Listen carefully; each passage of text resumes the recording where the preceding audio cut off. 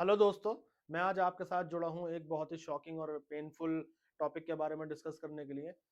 बहुत सारे लोगों ने संदीप माहेश्वरी जी के बारे में सुना होगा, लेकिन कुछ लोग अभी भी हैं जो मुझसे रेगुलर पूछ रहे थे।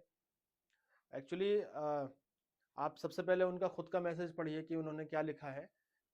उन्होंने लिखा है कि just wanted to share something with you. A lot of people think that I am some kind of a superhuman who can never get demotivated or depressed. It's not true. Since the end of 2020, during COVID, I have been fighting with depression. I'm taking medication as per clinical diagnosis. You might be thinking that why I am sharing all of this with you, because I genuinely feel that you deserve to know the truth, no matter how sad bad it is. उन्होंने खुद ये बात कही है कि मैं भी एक आम इंसान ही हूँ, सुपर ह्यूमन नहीं हूँ, कि जो कि डिमोटिवेट नहीं हो सकता, डिप्रेस्ड नहीं हो सकता। तो वो बता रहे हैं कि 2020 से लेकर अब तक, यानी कोविड पीरियड से लेकर अभी तक मैं डिप्रेशन में हूँ। और मैं डायग्नोज वगैरह में मेडिकली में ट्रीटमेंट मेरा चल रहा है। और उन्होंने ये भी कहा है कि मैं इसीलिए शेयर कर रहा हूँ क्योंकि आप सब लोग डिजर्व करते हैं, नो मैटर कि ये सैड है या बैड है। तो संदीप माहेश्वरी जी कुछ कोई ऐसी शख्सियत तो है नहीं कि उनको किसी का इंट्रोडक्शन की जरूरत है। आप सभी लोग जानते हैं कि बहुत बड़े मोटिवेटर हैं इंडिया के। और पर्सनली मैं जब कॉलेज डेज में था, ग्रेजुएशन किया मैंने, फिर लॉ किया, तो मैंने भी उनकी बहुत सारी वीडियोस देखी और मुझे पर्सनली बहुत अच्छी वाइब्स आती थी और बहुत कुछ मैंने उनकी वीडियोस से सीखा।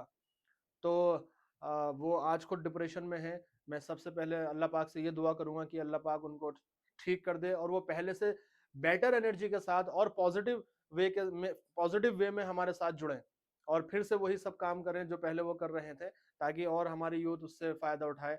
और मेरे जैसे ना जाने कितने लोग होंगे, हजारों लाखों, जो उनके लिए दुआएं कर रहे होंगे और वो उनसे मोटिवेट हुए होंगे, जिन्होंने लाइफ में बहुत कुछ अचीव किया है। तो कहीं ना कहीं उसका क्रेडिट संदीप माहेश्वरी जी को या सर को जाता है। तो मेरी विशेष और मेरी दुआएं उन सभी के साथ है। इसके साथ साथ मैं एक यही डिप्रेशन टॉपिक को थोड़ा सा डिस्कस जरूर करना चाहूंगा कि आजकल बड़ा ये प्रॉब्लमेटिक सिचुएशन है आज हमारे लिए, कि अगर हम कोविड के बाद से देखें तो 43% हाइक हुआ है। यानी इंडिया में डिप्रेशन के केस 43% तक हाइक हुए हैं, बढ़ गए हैं डिप्रेशन के बाद से। और एक आंकड़ा ये भी है कि 8 से 10 लाख लोग डिप्रेशन की वजह से सुसाइड कर रहे हैं इंडिया में। तो बड़ी बड़ी खतरनाक सिचुएशन है, बहुत ही टफ सिचुएशन से हम गुजर रहे हैं। अगर किसी को कुछ ये छोटे छोटे सिम्टम्स है, जो मैंने एक फ्रेंड से बात की थी, डॉक्टर है वो, तो उन्होंने मुझे बताया कि अगर रेगुलर मोड पर हम उदास हैं 14 to 15 डेज, छोटा मोटा तो चलता रहता है, रेगुलर मोड पर 14 to 15 डेज हम उदास हैं, स्लीप चेंजेस हो रहे हैं, एपेटाइट डिस्टर्बेंस हो रहे हैं, मूड स्विंग्स हो रहे हैं कि हम अच्छे जगह जा रहे हैं, खुशी की जगह जा रहे हैं, वहां पर भी हम खुश नहीं हो पा रहे हैं। और ये सारी चीजें अगर हमारे साथ हो रही हैं, तो हमें फील करना चाहिए खुद से कि अब हमें एक सबसे पहले तो एक साइकेट्रिस्ट की जरूरत है। साइकेट्रिस्ट से जाकर के हम बात करें। दूसरी चीज ये है कि हम अपने आप को फिजिकली एक्टिव रखें। बहुत इंपॉर्टेंट चीज है ये कि जब आदमी ओवर थिंकिंग या डिप्रेशन की तरफ जाने लगता है, तो वो उसका किसी काम को करने का मन नहीं करता कि बस मैं बैठा रहूं अकेले में, लेटा रहूं अकेले में, या कुछ भी करूं। फिजिकली वो कुछ नहीं करना चाहता, लेकिन ना चाहने के बावजूद हमें ये सब करना पड़ेगा।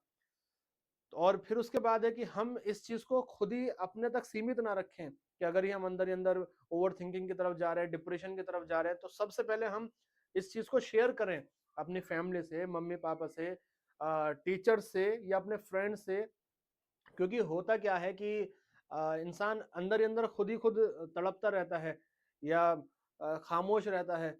तो इसको बिल्कुल ना करें। और पेरेंट्स को भी ये बात चाहिए कि अगर बच्चा इस तरह की किसी सिचुएशन में है, वो भी उन पर नजर रखें, कि बच्चे को देखें कि बच्चे की एक्टिविटीज में कुछ चेंजेस तो नहीं आ रहे, इस तरह के जो भी बताए गए हैं, कि रेगुलर मोड पर उदास तो नहीं है, स्लीप चेंजेस तो नहीं हो रहे हैं, बहुत ज्यादा सो रहे हैं या बहुत ज्यादा बिस्तर पर हैं, और उनकी भूख का सिस्टम बिगड़ गया है, मूड स्विंग्स हो रहा है, अच्छी जगह को भी इंजॉय नहीं कर पा रहे जैसे पहले चीजों को एंजॉय करते थे। मान लिया किसी को क्रिकेट खेलने में खुशी मिलती थी या जिसको जिस काम से खुशी मिलती थी, वो सब नहीं हो रहा अगर, तो पेरेंट्स को भी चाहिए कि वो इन चीजों पर नजर रखें।